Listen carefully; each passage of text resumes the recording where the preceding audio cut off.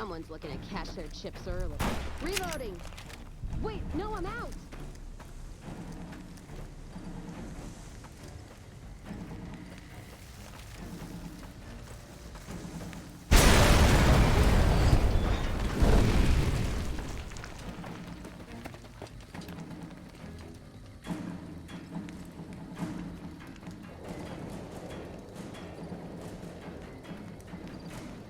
That's a fine bit of work back there.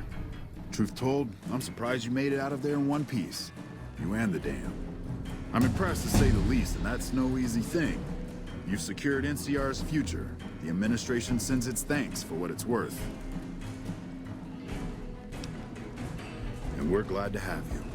And whether you're a soldier of the Republic or not, you're it in my eyes. Sometimes the Republic gets lost along the way while it's trying to follow its instincts.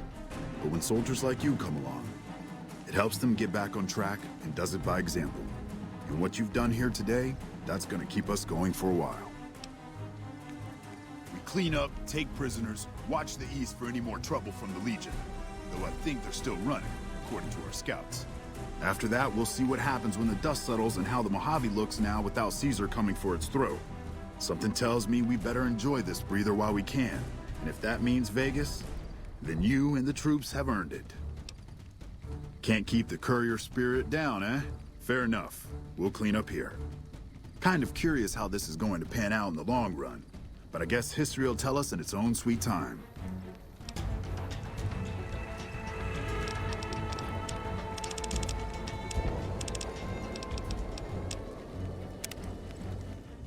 And so the courier who had cheated death in the cemetery outside Good Springs cheated death once again, and the Mojave Wasteland was forever changed. The new California Republic celebrated its second victory at Hoover Dam, establishing definitive control over the entire Mojave Wasteland. Soon after, they negotiated terms to annex the Strip, Freeside, and many surrounding communities. The Mojave Wasteland, at long last, had entirely fallen under the NCR's banner. The courier, fair and even-handed in his dealings throughout the wasteland, was honored by the NCR for his support of the military at Hoover Dam. He was presented with the Golden Branch, the highest civilian decoration given by the Republic. Tabitha and Rhonda went east, through Caesar's land. Occasionally, tales of their exploits found their way back west, though few believed them. Eventually, the stories concerning the duo were collected and published, and proved to be quite popular with children. Invigorated by his travels with the courier, Raul once more took up his guns in memory of his lost Rafaela. Soon after, the Mojave was filled with tales of the ghost vaquero who hunts down those who prey on the weak.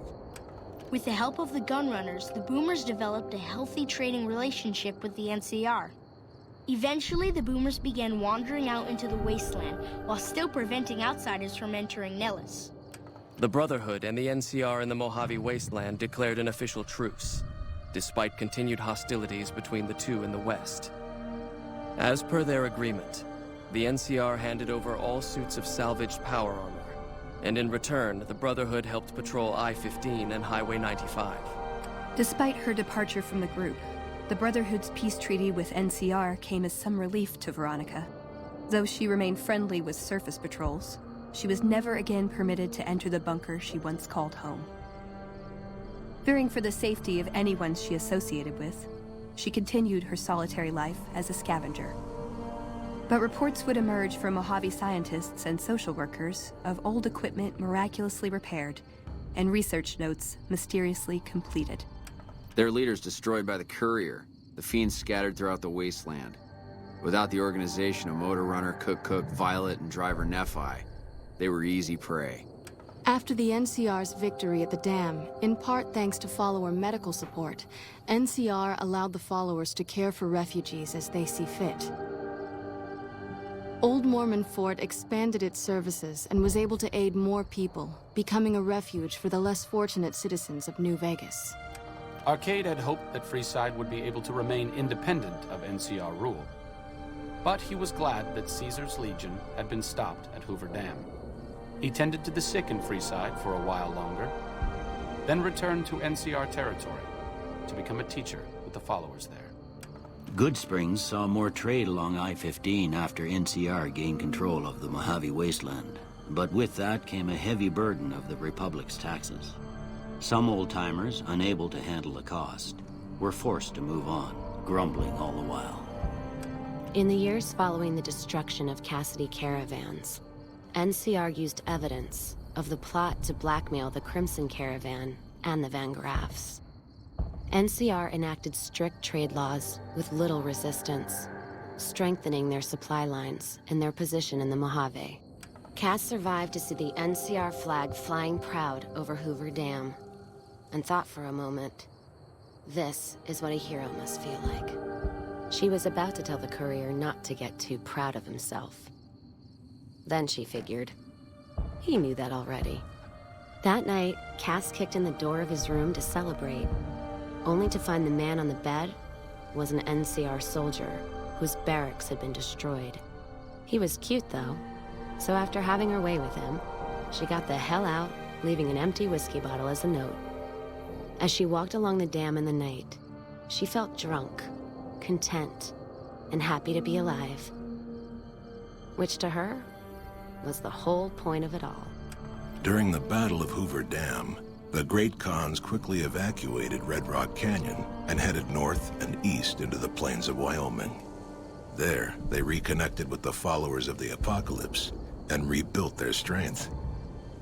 Bolstered by ancient knowledge of governance, economics, and transportation, they carved a mighty empire out of the ruins of the Northwest. Thanks to the courier and Lily, a cure for the Nightkin's schizophrenia was found shortly after Dr. Henry's experiment concluded. Nightkin and other super mutants in the wasteland flocked to Jacobstown, and the town became known as a haven where a mutant could find peace. Lily continued to take her medicine at half doses, and although she remembered her grandchildren, her mind remained muddled and confused. Eventually, she parted ways with the courier and traveled west, seeking the remnants of her past. After the NCR victory at Hoover Dam, the temporary truce between them and the Kings blossomed into a full-scale relief effort for the people. While the NCR made repeated entreaties that Freeside join the Republic, the Kings steadfastly maintained their independence. After Ray's brain was transplanted into Rex's cybernetic body, it took Rex some time to adjust to the old scrapyard dog's memories. Eventually, Rex's mind settled peacefully, melding his own memories with that of long travels with old Lady Gibson. Shaped up by the courier's advice, the Misfits distinguished themselves during the Legion's attack on Camp Golf. Mags was finally promoted to sergeant, and the rest of the Misfits received an official commendation. They continued to serve with distinction for many years. Though Novak was a low-priority target for the Legion, many of Novak's citizens died in its defense. In the weeks that followed, several bright followers returned to Novak to help restore its defenses, allowing it to remain independent of NCR. Looking for a place where he could be of some use, Boone found himself re-enlisting with his old unit. Though his regrets remained in his thoughts, they coalesced into a purpose, and Boone embraced it. He spent his leave time hunting down slavers in the desert, his first recon beret the last thing they never saw. After Hoover Dam, the leaderless powder gangers at the correctional facility vanished into the wastes, leaving the prison empty. The correctional facility became another abandoned ruin in the wasteland, its carcass occasionally picked over by enterprising prospectors. With Cook dead, the powder gangers at Vault 19 fell apart. Those who weren't destroyed by the courier fled into the hills or attempted to work their way back through the Mojave Wasteland. Few survived. Prim Slim proves to be an able-minded, if not able-bodied, sheriff for Prim. And due to his slow speed, some crooks get away without a scratch. But Prim continues to prosper under his watchful, robotic eye.